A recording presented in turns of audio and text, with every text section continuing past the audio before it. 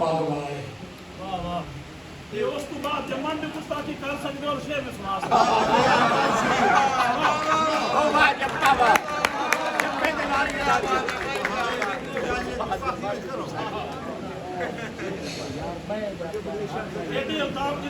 शाकिर धुंधिल ता होवण पे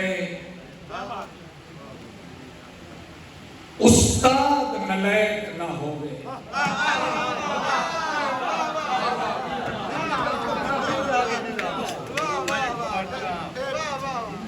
शाकिर धुंधिल ता होवण पे